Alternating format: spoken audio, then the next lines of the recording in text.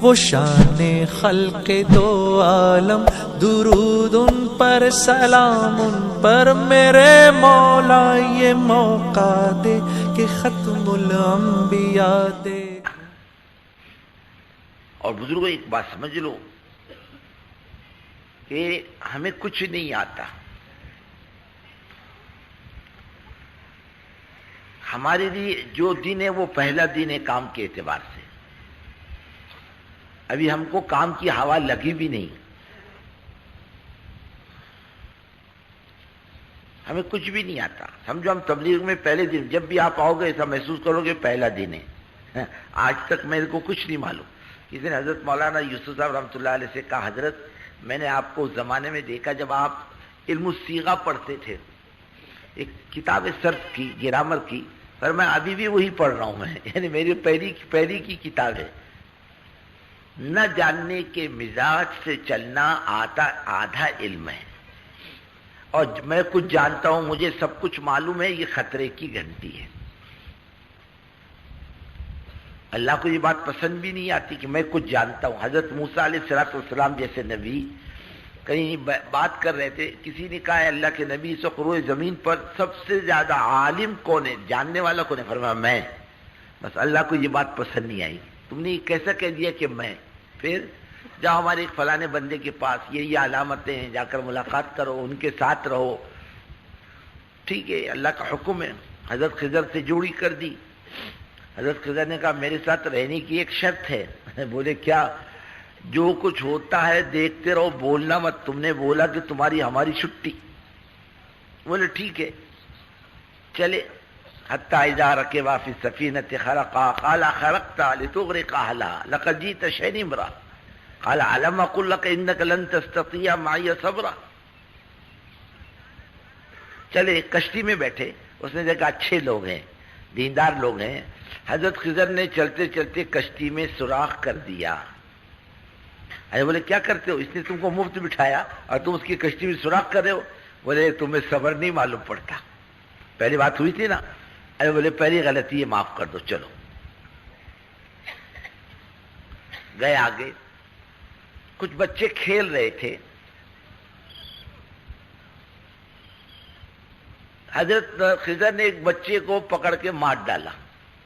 الا قتلت نفسا زکیۃ بغیر نفس، ارے چھوٹے بچے کو مار ڈالا تم نے۔ فرمایا پھر ختم، جاؤ۔ ارے نہیں، بولے غلطی ہو گئی، اب بھی کریں۔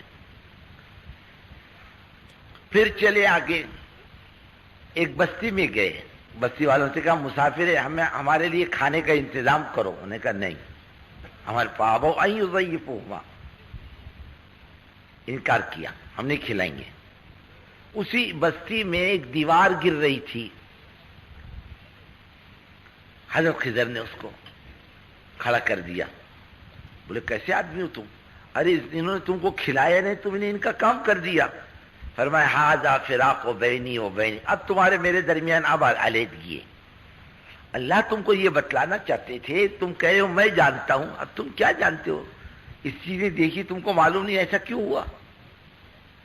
سنو، وہ جو کشتی تھی نا اچھی تھی، ایک ظالم بادشاہ تھا، اس کی عادت تھی کہ وہ اچھی کشتی دیتا تو لے لیتا، میں نے اس میں عیب لگا دیا، غریب کی کشتی بچ گئی۔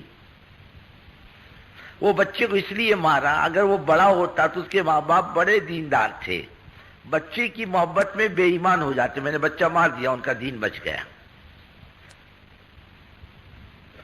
اور تم نے وہ دیوار کیوں کھڑی کی؟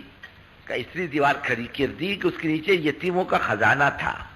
وَقَانَ أَبُوهُمَا صَالِحًا، ان کے والدین دیندار تھے، نیک لوگ تھے۔ دیوار گر جاتی، یتیموں کا خزانہ باہر آ جاتا، ضائع ہو جاتا۔ اب میں نے دیوار کھڑی کر دی، جب بچے بڑے ہو جائیں گے اپنا حق لے لیں گے، میں نے خیر و بھلائی کے جذبے سے کیا۔ یہ جو بڑے بول ہیں اللہ کو بھی پسند نہیں آتے۔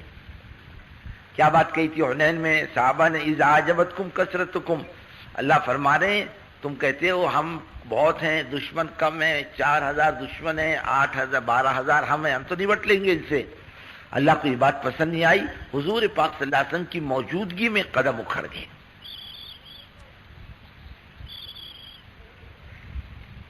ہم کچھ نہیں جانتے، اس عزائم سے بیٹھو، ہمیں کچھ نہیں معلوم، ہم سیکھنے، سمجھنے اور لینے کے ارادے سے آئے ہیں۔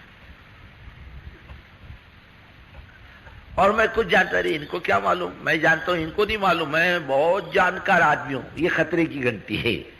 کس کی گھنٹی ہے؟ اسی مزاج سے چلو ہمیں کچھ نہیں آتا، ہم کچھ نہیں جانتے، ہم لینے کے ارادے سے آئے، تو آدمی لے کر جاتا۔ میری زندگی بننی چاہیے، میری زندگی میں دین آنا چاہیے، یہ ارادے سے سنو گے تو اللہ دے گا۔ اس کے لیے ہر مجلس میں بیٹھنا، ہر ایک کی بات سننا،